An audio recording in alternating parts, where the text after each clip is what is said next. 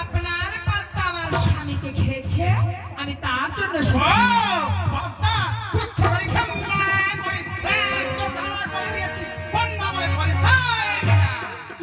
কিছু জানি না দিদিমা। আমার সত্য বিচার আমি এই কৈলাস খুলে চাই।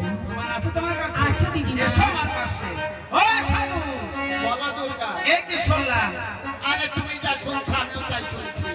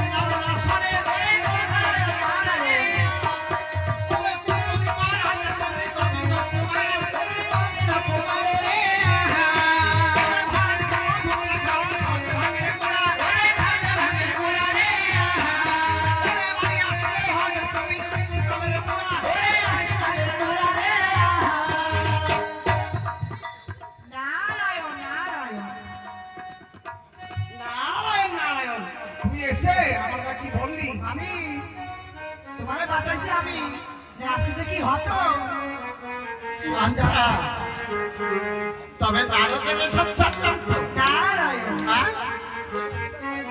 আমি ভাং খাই, দুধরে খাইয়া খাই তো আমার খাওয়ার জিনিস আমি খাই। তুমি খাও না তা বলবা কি মর্ম? যে খায় সে জানে তার মর্ম। আমার সাথে খাইয়া তুমি মামাকে ভয় করতেছে।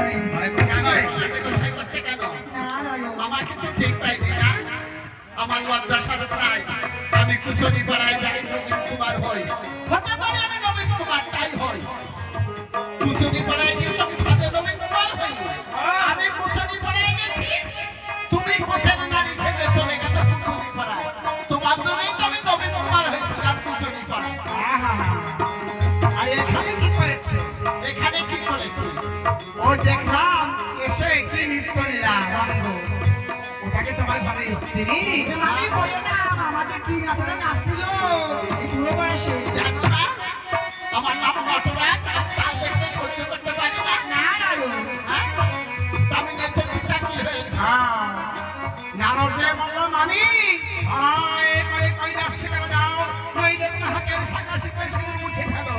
ওই শুনে আমি আর সইতে পারলাম না। নারায়ণ নারায়ণ। সেই জন্য তুমি ঘরে আগুন লাগাতে চাচ্ছ কেন? হ্যাঁ?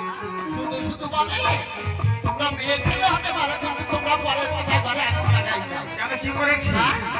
কেউ যদি বলে দিদি তোকে বাড়ি দাদাকে দেখাচ্ছি অমুক জায়গায় মেয়ে ছেলের সাথে কথা বলতে, আর ভালো বলে কি মন্দ বলে সে বিচার নাই, আসার সাথে সাথে শুরু মেয়ে ছেলের সাথে কথা বলবে কেন? হ্যাঁ? তোমাদের এই লক্ষণ তো, হ্যাঁ? আর আমার মা তোমার লজ্জা নাই ওরে বাবা রে, তিন বেলা পরের কথা শুনে ঝগড়া করো, লজ্জা তো তোমাকে নাই। হ্যাঁ?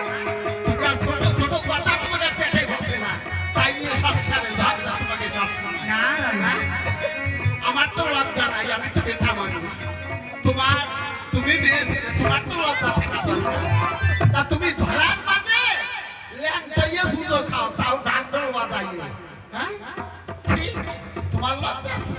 সাধু, আমার ল্যাংটা হওয়ার সাধু নাই, আমি ল্যাংটায় নৃত্য করি নাই। আজ সঙ্গুনি সঙ্গুলোকে নৃত্য করে সব দেবতা ধরো ধরো উঠে যায়।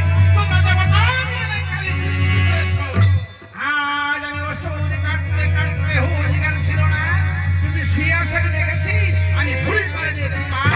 আগে কি হয়েছে জানি না। ওষুধ কাটতে কাটতে আর হুলগান কিচ্ছু ছিল না। দেব না দেব বুড়ির উপরে পা, ল্যাংটাইয়ে মা কালী তুই ধরার মাঝে পুজো খাও। ছি, ছি, ছি, ছি, ছি, ছি। ল্যাংটাইয়ে পুজো খাও, আমার তো লজ্জা সরম নাই। ও মামা, মামির তো মানে খুবই লজ্জা। তা তোমার এত লজ্জা, তুমি সর্বজা শাওরি হিসেবে লজ্জাই গেলা কা? আমি তো একা বই জঙ্গল বাদ করছো। মামির সাথে আমি এই তো লজ্জা সরম আছে? হ্যাঁ? তুই কি আমার ভাগ্নে না আর কিছু? নারায়ণ। এ আমার কি সাজাই ছিল? মামির কি স্বাধীন লাগতো? তোর নামের তো সাজাই ছিল। আর বিয়ে করতে যে আমার যে অবস্থা সেটা তোর জন্য। তুই যে আমার শাশুড়িকে গিয়ে বললি দিদিমা জামাই বরণ করো, আমরা কৈলাসে যাবো।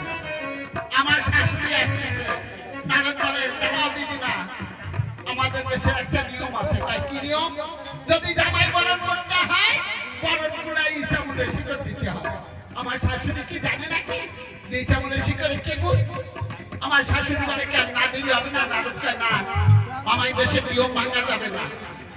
যদি জামাই বরণ করতে হয় বরণ কুড়াই ইসামুলের শিকড় দিয়ে জামাই বরণ করতে যাও, না তোমার জামাই তোমার এখন আছে প্রায় ঠিক করে দিবে। আমার শাশুড়ি ভাবলো কি বিয়ের ব্যাপারে এক এক দেশে এক এক নিয়ম হতেও পারে। জামাই আগে তো একসাথেই খেতে দেবো কেন? 10-12 খানি জামুনের শিকড় বরণ খুলে রেখে আসছে আমাকে বরণ করতে।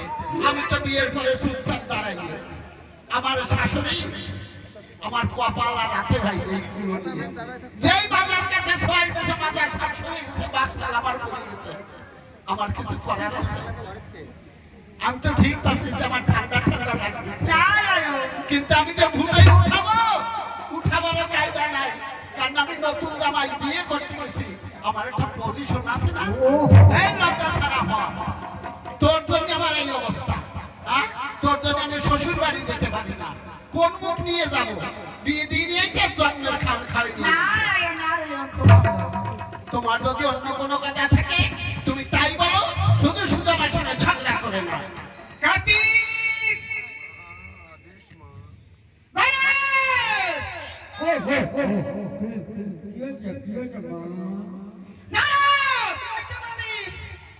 এই রে ভাই, দশ সাজিয়া কারণে ওই পদ্মাবতী গাড়ি মারে। আর যদি পদ্মাবতী রাজ ধরে আনবে, বেঁধে আনবে, আর যদি মধুসূদন আসে, তুলি তুলি ধরে আনবে, ওই আসে। তাই হবে মামি, তাই হবে। বেহুলা, আর তোমাদের পয়লা শিবের কথা দিয়েছি, সতীর পন্ডি বাজবেই বাজবে। আর যদি আমাদের প্রয়োজন হয় আমাকে সমাজ করে দেখতে হবে, ধরিলে নাও দেখতে হবে। দেখতে পারবো দিদিমা, ডাকতে এসে তো না ভাই আপনার চরণে। এই নকশা, এই কাকে জলদি চল বাবা। কাঁদতেছিস কেন? সাহসিকতাতে তোকে কি বলছিলাম? তুমি বলছো পার্বতী কাঁদতে। তোর তো মামাকে নিয়ে আসলি কেন? মামা আমি আনিনি মামা রে। তোর মামি সাজে আসছে? বলছিল কি আমি পার্বতী করে যাচ্ছিলাম আর মামি আসছিল, মাঝখানে দেখা না করে বলতাম। আচ্ছা মাঝখানে মামির সঙ্গে দেখা তারপরে মামিকে ভালো মন্দ বলে নিয়ে আসছিস আমাকে তোরা ছুরি লাগাতে কেমন শোন তোর মামির কথা মতো পদ্মার সঙ্গে যেন বাড়াবাড়ি করা হয় না। পদ্মা কাউকে ছেড়ে কথা বলবে না। পদ্মা একবার আমাকে ধরিয়েছে, তোর মামিকেও কাজ করেছে। যদি ভালো চাস বৃষ্টি বসায় পদ্মাকে বুঝিয়ে নিয়ে আসবে এই কৈলাস। চেষ্টাই হবে। কার্তিক যাও তোমার দাদার সাথে গিয়ে পদ্মা দিদিকে ভালোভাবে বুঝিয়ে শুনিয়ে নিয়ে আসবে এই কৈলাসে। বাবা গণেশ যাও তিন ভাই গিয়ে তোমার পদ্মা দিদিকে যত্ন সহকারে বুঝিয়ে নিয়ে আসবে এই কৈলাস ভুবনে। অতি শীঘ্র করে আসবে। দিদি